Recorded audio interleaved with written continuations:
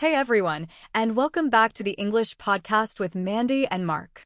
I'm so glad you could join us for another exciting episode. That's right. We're thrilled to have you here. Today, we're diving into a topic that's close to everyone's heart, hobbies.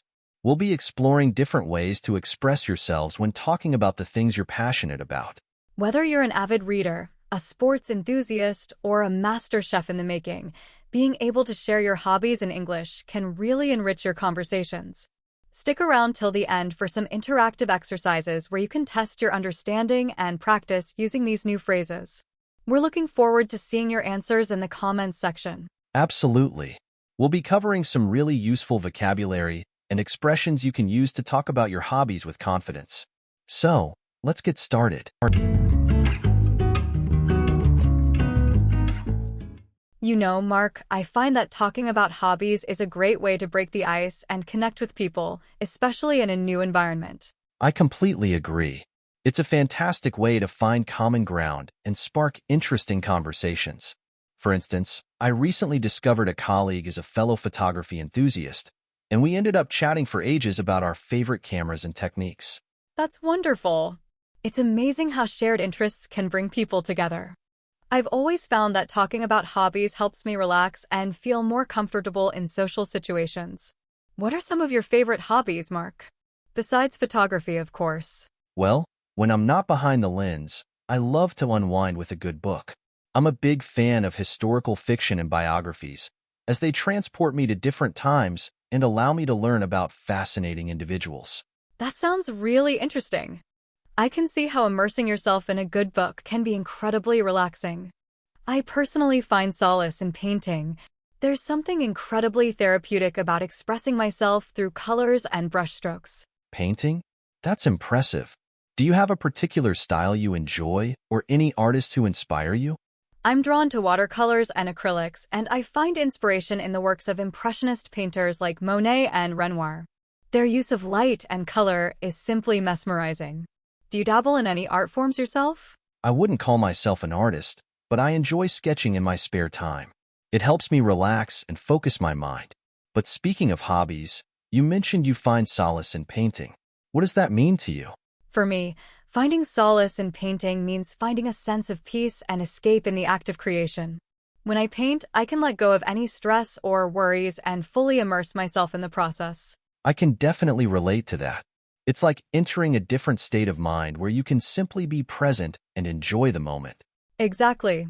It's a wonderful way to de-stress and recharge. I imagine you feel similarly when you're engrossed in a captivating book? Absolutely. Losing myself in a good book is my ultimate escape. It allows me to disconnect from the outside world and delve into different worlds and perspectives. It seems like we both find great joy and relaxation in our hobbies. I think it's so important to make time for the things we're passionate about, no matter how busy life gets. I wholeheartedly agree. Hobbies enrich our lives and make us well-rounded individuals. They give us something to look forward to and provide a sense of accomplishment. Speaking of accomplishment, have you ever taken on any challenging projects related to your hobbies? Something that really pushed you outside your comfort zone? Definitely. A few years ago, I challenged myself to participate in a photography exhibition. It was nerve-wracking at first, but the experience was incredibly rewarding. That's amazing! I can only imagine the sense of pride you must have felt seeing your work displayed for others to admire. It was truly an unforgettable experience.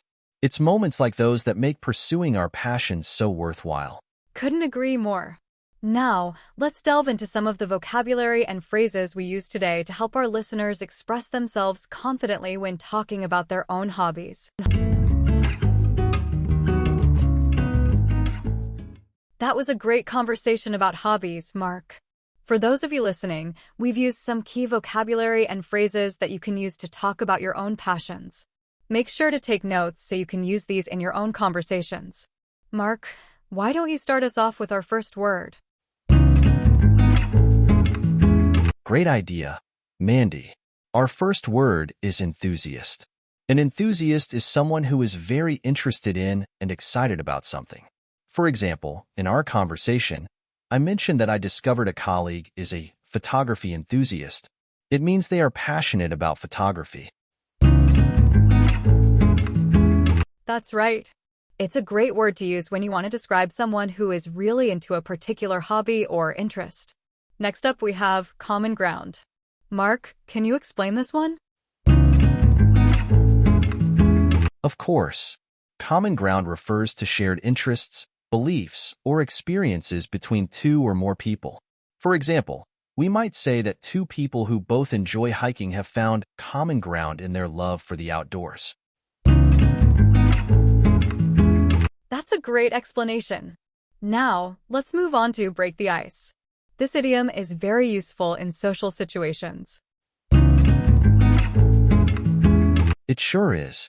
Break the ice means to say or do something to make people feel more relaxed and comfortable in a social situation, especially when they don't know each other well. Talking about hobbies is a great way to break the ice because it provides a neutral and engaging topic for conversation. Absolutely. Moving on, we have the phrase find solace in. This phrase means to find comfort, peace, or relief in something. For example, I mentioned that I find solace in painting. It means that painting brings me a sense of calm and comfort. That's a beautiful way to put it. It shows how hobbies can provide a sense of refuge from the stresses of everyday life. And speaking of stress, our next word is de-stress. Distress is a verb that means to relax and get rid of stress. Many people find that engaging in their hobbies is a great way to de-stress after a long day. Exactly. And recharge goes hand in hand with de-stress.